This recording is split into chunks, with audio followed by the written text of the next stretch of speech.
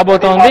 ఈ నేపథ్యంలో పూర్తి స్థాయి బందోబస్తు ఎక్కడ ఎలాంటి చిన్న అవాంఛనీయ సంఘటనలు కూడా జరగకుండా ముఖ్యంగా తిరుపతిలో కౌంటింగ్ కేంద్రం దగ్గరనే హత్యాయత్నం ఒక అభ్యర్థి పైన హత్యాయత్నం జరిగిందనేటువంటి కేసు నమోదైన నేపథ్యంలో తిరుపతి దగ్గర ఎలాంటి వాతావరణం ఉంది, కౌంటింగ్ దగ్గర ఏదైనా గొడవలు జరుగుతాయనేటువంటి అపోహలకు కూడా తావు లేకుండా ఈ రకమైనటువంటి పూర్తి స్థాయిలో బందోబస్తు ఏర్పాటు చేసినటువంటి దృశ్యాలు మనం చూస్తున్నాం।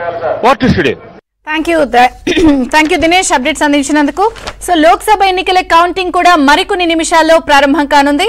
సో అనకాపల్లి ఎంపీ అభ్యర్థి సీఎం రమేష్ తరపున సుమారు 350 మంది ఏజెంట్లు కౌంటింగ్ లో పాల్గొనబోతున్నారు।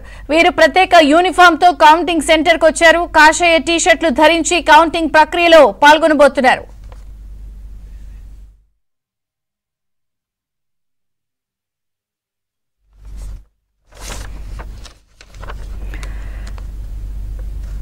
రెండు తెలుగు రాష్ట్రాలతో పాటు యావత్ భారతావని కూడా చాలా ఉత్కంఠగా ఎదురుచూస్తున్న తీర్పు కాసేపట్లో వెల్లడి కాబోతోంది।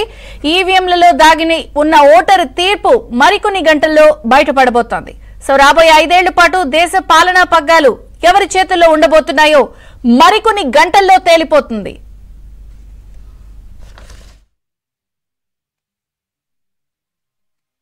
ఇక 18వ లోక్సభ ఏర్పాటు కోసం మండు టెండర్లో 2 నెలలకు పైగా సుదీర్ఘంగా సాగిన సార్వత్రిక పోరు ఫలితాలు కాసేపట్లో వెలువడబోతున్నాయి।